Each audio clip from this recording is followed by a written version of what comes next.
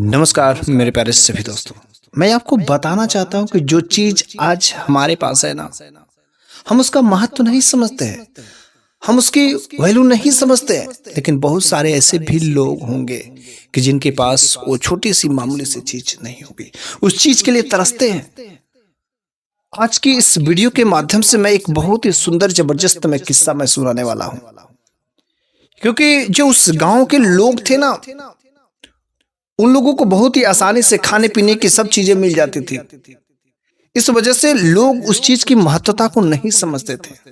और ये जो आज से मेरे पास सब कुछ बड़े ही आसानी से मिल जाते हैं, ये सब जो कुदरत का वरदान है, भगवान ने हमें दिया है, प्रकृति ने हमें अवेलेबल कराया है। मेरे चारों ओर जो मौजूद है बड़ी आसानी से, जो फल फूल है, जो नदियां है, जो पहाड़ है, जो पानी है, जो हवा है, अच्छी मेरे को बड़े आसानी से मिल जाते हैं, लेकिन उसका महत्व नहीं समझते। ठीक इसी प्रकार उस गांव के किनारे जो नदी बहती थी, नदी, और उस जगह पर जो है बहुत सारी मछलियां उस गांव के किनारे अधिकतर इकट्ठा हुआ करती थी, और लोग बड़ी आसानी से मछलियों को पकड़ करके रोज का उसी का भोजन यापन करते थे। और इस तरीके से उन लोगों का वहां पर एक काम चला था। लेकिन उस गांव के लोग, ये लोग समझते थे कि हाँ, मैं कर्म करता हूं और ये सब चीजें हैं तो मेरे को मिलता है, और इसमें भगवान का कोई रोल नहीं, कुदरत का कोई रोल नहीं समझते थे। वे समझते थे होता है तो होता है। वे लोग नसीब, भाग, भगवान, कुदरत ये सब कुछ नहीं मानते थे। वे सब कर्म का भरोसे मानते थे। ठीक है, अच्छी बात है, लेकिन कुछ चीजें ऐसी होती है जो हमारे भाग्य में लिखा होता है, घूम फिर करके मिलता है। कुछ ऐसी भी चीजें होती है जो भगवान की करिश्माएं होती है, प्रकृति का वरदान होता है। और सबसे बड़ा वरदान तो यह था, उस गांव के किनारे जो नदी बहती थी, उस नदी से सब चीजें उन लोगों को हर चीज की पूर्ति हो जाती थी। कोई भी गांव का उस बंदा जो है भगवान के नहीं मानता था। सुबह शाम मछली का ही काम था, मछली खाना सब कुछ। लेकिन उस गांव में एक ऐसी लड़की रहती थी ना, जिसको ये सब चीजें बिल्कुल अच्छा नहीं लगता था। जन्म से ही उसको जीव पर दया आती थी। जब लोग मछलियों को मारते थे ना, तो जब वह बिना जल के वह छटपटाती थी तो उसे बहुत ही दया आती थी। लेकिन वो करे तो करे क्या कर सकते, वो कुछ कर भी नहीं सकती थी। इस वजह से वह उस जगह पर जानती ही नहीं थी। उसका शादी भी हुआ, लेकिन शादी होने के बाद वह जब अपने घर गई तो ज्यादा दूरी पर नहीं था, बल्कि नदी के ही किनारे एक दूसरे गांव पर था, उस जगह पर था। वहां पर भी ठीक लोग ऐसे ही थे, कोई कुछ नहीं मानता। वहां पर शादी के उसके 8-10 साल बीत जाते हैं, लेकिन वह एक काम करती कि वह भगवान का बहुत बड़ा भक्त थी। भगवान की पूजा पाठ करती, भगवान को मानने वाली थी, कुदरत को मानने वाली थी। लेकिन उसके पास धन दौलत तो ठीक ठाक था, लेकिन भगवान ने उसे कोई औलाद नहीं दिया। वो निसंतान थी, वह बांझ थी,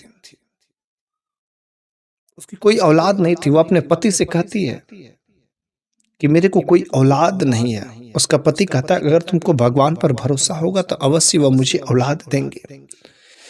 इस वजह से जब भी उसे कुछ कहना होता, किसी से शिकायत करना होता, रोना होता, तो बस भगवान से शिकायतें किया करती थी। वह उनके सामने बैठ करके वह रोया करती थी, भगवान मेरे को भी एक औलाद दे दे।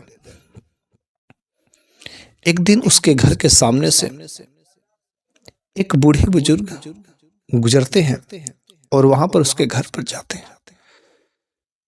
भिक्षाम देही करते हैं। वही घर में रहती भिक्षा लेकर के आती है, तो बहुत ही मायूस उसके चेहरे पर दुखी। साधु बाबा समझ जाते कि बेटी तुम्हें बहुत दिक्कतें, बहुत परेशानी है। तुम जिस चीज की कामना करती हो वह तुम्हारी चीजें, और तुम्हारी विनती भगवान ने सुन ली है, और बहुत जल्द ही तुम्हें पूरा हो जाएगा। यह बात जैसे ही वे बूढ़े बुजुर्ग उस महात्मा ने उससे कहा, उसको बहुत ही सुकून मिलता है, और ऐसा लगता है कि वास्तव में साधु बाबा ने, उस महात्मा ने उसके दिल का बोझ हल्का कर दिया। और बड़ी ही गजब की बात तब होती है कि एक बार वह रास्ते से कहीं जा रही थी, तो उस नदी के किनारे से जा रही थी। लेकिन जब वो उस नदी के किनारे से जा रही थी ना, तो उस नदी में ढेर सारी मछलियां थी। लेकिन उस नदी में एक बहुत बड़ी मछली भी वहां पर थी। और जो ठीक जहां पर वो लड़की खड़ी थी उससे कुछ दूरी पर, और उतनी बड़ी आज तक मछली उसने वास्तव में देखी ही नहीं थी। वह मछली बिल्कुल वहां पर शांत थी, और वह भी वहां पर खड़ा उस मछली को देख रही थी। बिल्कुल धीरे धीरे वह अपना पूंछ चला रहे थे। वह इधर उधर जा रहे थे, लेकिन वहां से इधर उधर नहीं जा रहे थे। साधु बाबा, उस महात्मा तब तक उसी रास्ते से उनका गुजर हुआ। उसने देखा तो तुरंत वह पहचान गए, तो वही महात्मा है। महात्मा का प्रणाम किया। प्रणाम करने के बाद कहा कि देखिए बाबा जी, आप तो अंतर्यामी हैं, सब कुछ जानने वाले हैं, और मेरे को इस मछली को देख करके बड़ा ही दिल में सुकून मिल रहा है, बड़ा ही शांति मिल रहा है। आखिर बात क्यों है? उस महात्मा ने कहा, बेटी, तुम्हारी जो इच्छाएं हैं, तुम्हारी जो मन की चाहत है, बहुत ही ज्यादा हो गई, और तुम्हारी विनती जो है बस पूरी ही होने वाली है। और इस वजह से यह मछली को देख करके तुम्हें बड़ा ही सुकून मिल रहा है, और कुदरत कुछ अलग तरीके से तुम्हें देना चाहता है। तब तक वहां पर गांव के कुछ लोग वहां पर आते हैं, और जैसे ही वहां पर वे लोग आते हैं, कुछ ही लोग देख पाते हैं और उस मछली की पकड़ने के फिराक में रहते हैं, लेकिन तब तक वो मछली वहां से दूर चली जाती है। और इस तरीके से जब वो घर पर आती है, तो कुछ लोगों ने उस स्त्री को, उस लड़की को उस महात्मा से बात करते हुए देख लिए होते हैं। गांव में जाकर के कुछ लोगों ने अफवाह फैला दिया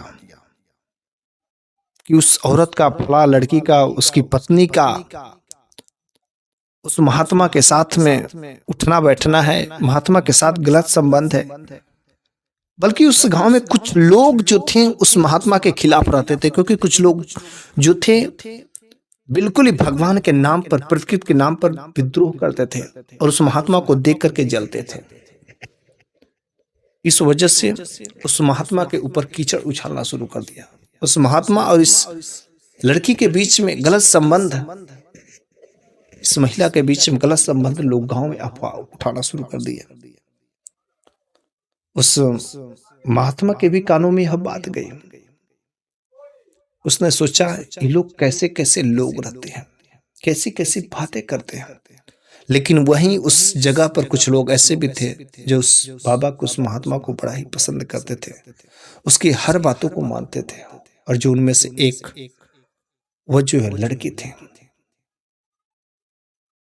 वह बाबा की हर बातों को मानती थी। बाबा को देखकर के उसके बड़ा ही सुकून मिलता था।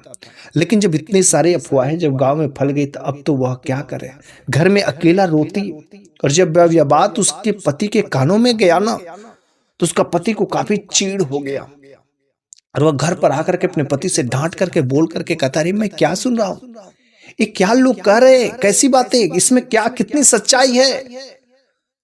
वो कहती कि मेरे को आप पर भरोसा है, मैं बस भगवान के सिवा किसी दूसरे को कुछ नहीं जानती हूँ, मैं किसी दूसरे के साथ ऐसा नहीं, वे महात्मा है और बस वे मेरे लिए पवित्र है, बल्कि ये लोग कह रहे बिल्कुल गलत है। उसने कहा, मैं कैसे मानूं? उसने कहा, ठीक है, अगर आपको कभी भरोसा नहीं होता, विश्वास नहीं होता, तो कभी आप जो है मेरा भी परीक्षा ले लीजिएगा। तो एक बार वह व्यक्ति अपने काम से जा रहा था, लेकिन तब तक उस महात्मा का उसने देखा कि गांव में प्रवेश करते ही उसके मन में शक हो गया कि अवश्य महात्मा जाएगा तो मेरे घर पर जरूर जाएगा। इस वजह से वह आधे रास्ते से ही उस महात्मा के पीछे पीछे चुपके चुपके आने लगा, और किसी दूसरे रास्ते से वह अपने घर के बगल में चुपके से कहीं पर छुप करके बैठ गया। और जब वह महात्मा उसके घर पर आते हैं, तो वह महिला उससे खाना खिलाती है, लेकिन उस महात्मा से कुछ बातें करती है। वह रो रो करके कहती कि आखिर ये क्या हो रहा है। उस बाबा ने कहा कि बेटी तुम घबराओ मत, भगवान पर बस भरोसा रखो, हर चीज का उसके पास समाधान होता है। कोई गलत कहता है कहने दो, हमें तो बस अपना कर्म करना चाहिए, ऊपर वो देने वाला है। अगर तुमको भगवान पर भरोसा है तो सारे के सारे लोग गलत हो जाएंगे। उस महात्मा ने कहा, बेटी तुम्हारी जो इच्छा है वह अवश्य ही पूरी होगी, लेकिन अभी तो मैं फिर हाल इस गांव को मैं छोड़ करके जा रहा हूं। उसने कहा, क्या बात करे? उसने कहा, हाँ मैं छोड़ करके जा रहा हूं, और समय आने पर अवश्य तुम्हारा मुझसे मुलाकात होगा। तुम बस बेटी भगवान पर भरोसा रखो। यह बात उसका पति भी सुनता है। उसने समझ गया कि हाँ, मेरे पति और इस साधु बाबा के, इस महात्मा के विषय में क्या कितना पवित्र रिश्ता है, एक बेटी जैसे मानते हैं। तब वह पति अपने पत्नी के पास में आकर के गले लगाता है और कहता है कि मुझे तुम पर भरोसा है, मुझे तुम पर विश्वास है। लेकिन उस बाबा ने बात सही है कि भगवान पर भरोसा रखो, हम सबका जल्द से ही गोद भरेगा। वह महात्मा तो गांव छोड़ करके चले गए। लेकिन जब वे गांव छोड़ करके गए ना, तो लड़की बहुत दुखी हुई। फिर गांव के कुछ लोगों के अंदर बहुत खुशी भी हुई कि चल ठीक, छोड़ करके चला गया। कुछ दिन बीत गए, और जैसे कुछ दिन बीते, उस नदी का पानी जो है धीरे धीरे कम होने लगा, धीरे धीरे सूख गया। अब तो उस गांव में के लोग जो मछलियों पर आश्रित रहते थे, मछलियां भी गायब हो गई। पानी के बिना लोग मरने लगे, जानवर प्यास के बिना मरने लगे। उन लोगों को पानी पीना भी दुश्वार हो गया। अब खाए तो खाए कहाँ, जो रोज मछलियों को भोजन करते थे। कुछ भी समझ नहीं आता। अब गांव वाले कहते कि सारा का सारा जर ये इसकी जो पत्नी है, इसी की वजह से गया, इस बाझिन की वजह से गया है। ये बाझिन ने ही सारा काम किया है। जब ये लोग उसके ऊपर फिर से दोष लगाते ना, तो फिर से भगवान के सामने वो रोती गिड़गिड़ाती। अभी तो कुछ ही दिन बीते थे, लेकिन किसी के माध्यम से उस महात्मा को पता चल जाता है कि उस गांव में अकाल पड़ गया है, सूखा पड़ गया है। उस गांव के लोग खाने बिना मर रहे हैं, भूखे नहीं, प्यास, पानी नहीं मिल रहा है। ऐसा बात जब सुनते हैं तो उनको बड़ी ही चिंता होती है। फिर वे महात्मा उस नदी के किनारे आते हैं, और जब उस नदी के किनारे आते हैं तो फिर उसी दिन इसका जो पति अपने पत्नी को लेकर के कहीं जा रहा था, तब तक उस नदी के किनारे देखा जो काफी सूख गई थी। उनसे उस महात्मा से मुलाकात हो गया। वह महात्मा के चरणों में दोनों लोग पति पत्नी प्रणाम करते हैं, और प्रणाम करने के बाद उस महात्मा ने कहा कि देखो, जब तक इन लोगों के पास ये नदी थी, सब कुछ था, कोई महत्व नहीं समझते थे, और आज देख कुदरत का कहर इन लोगों पर पड़ गया। एक महात्मा का अपमान के फिर कैसा हो गया, लेकिन मैं ऐसा नहीं होने दूंगा। और उन्होंने उस नदी से आवाहन किया जल को लाने को, और जैसे ही जल आया, जल तो आया लेकिन बाकी कोई मछलियां नहीं थी उसमें। सारे के सारे गांव वाले वहां पर इकट्ठा हुए, भूख के मारे तड़प रहे थे, क्योंकि लोगों को मछलियां खाने की आदत थी, जो बड़ी आसानी से मछलियां मिल जाती थी। लेकिन अब उस नदी में मछलियां नहीं थी, केवल पानी का अच्छा फ्रेश पानी था। लेकिन तब तक उसमें से एक बहुत बड़ी मछली जो है वो सामने आ जाती है उस महात्मा के सामने, और ऐसा लगता है कि कुछ वह मछली उन लोगों से कहना चाहती है। उस मछली को देख करके वो जो स्त्री रहती है उसको बड़ा ही सुकून, बड़ा ही शांति मिलता है। और उस महात्मा से कहती कि बाबा जी, आखिर इस मछली को देख करके मेरे को बड़ा सुकून, बड़ा शांति क्यों मिल रहा है? वहां पर काफी गांव वाले भी मौजूद हो गए थे, क्योंकि नदी का पानी वापस आ गया था। सारे के सारे लोग इसी फिराक में थे कि मछली पकड़ा जाए, और जब वो बड़ी सी मछली दिखती तो सारे के सारे लोग जाल फेंकने के लिए कोशिश करते हैं। लेकिन महात्मा ने कहा, खबरदार, किसी ने अगर जाल फेंकी तो कोई से पकड़ने का नहीं कोशिश करेगा। ये मछली कुछ कहना चाहती है। उसने कहा क्या बात करें आप लोग, ऐसी बातें क्या करें, महात्मा पागल हो गए, ये मछली भी कहीं बोल सकती क्या, कहीं कुछ कर सकती है? उसने कहा नहीं, कुछ तो कुछ जरूर करिश्मा दिखाएगी, मेरे को ऐसा आभास हो रहा है। और देखते ही देखते होता क्या है कि वो मछली एक छलांग मारती है और वह नदी के बाहर आ जाती है। जैसे वो नदी के बाहर आती है तो इतनी बड़ी सी मछली लोग पकड़ना चाहते हैं, उसका शिकार करना चाहते हैं, उसको मारना चाहते हैं, लेकिन चूंकि महात्मा ने मना कर दिया था और वो मछली खूब छटपटाती छटपटाते छटपटाते जो अपने मुख से एक छोटा सा नन्हा मुन्ना सा बच्चा जमीन पर गिर पड़ता है और फिर एक छलांग मारती है, वह पानी में चली जाती है। और यह बच्चा तुरंत उस महात्मा ने उठा लिया। उसने कहा देखो बेटी, इसी वजह से तुम्हें जो बड़ा ही सुकून मिल रहा था, इस मछली की वजह से, क्योंकि इस मछली के माध्यम से तुम्हारे जो गोद भरने लगा वाला था। इस सारा का सारा दृश्य गांव लोगों ने देखा और बड़े ही अचंभित रह गए, बड़ी हैरान हुए। तब जाकर सारे के सारे लोगों को उस साधु बाबा को, उस महात्मा पर और विश्वास बढ़ गया और उस दिन से उस गांव के लोग भगवान के भक्ति भाव में भगवान को मानने लगे और जो प्रकृति का दिया हुआ है उस चीज का महत्व को समझने लगे। इसलिए मेरे प्यारे सभी दर्शकों, हमारे पास जो कुछ भी है, जो कुछ भी प्रकृति ने दिया है, उसके महत्व को समझना चाहिए, उसके वैल्यू देना चाहिए, क्योंकि कुछ लोग ऐसे होते हैं कि जो उन्हें भी नसीब नहीं होता है। तो बस आज की कहानी यहीं पर समाप्त हो जाती है। अगली वीडियो में मैं फिर से कुछ ऐसी ही नई कहानियां लेकर के हाजिर होऊंगा। तब तक के लिए धन्यवाद।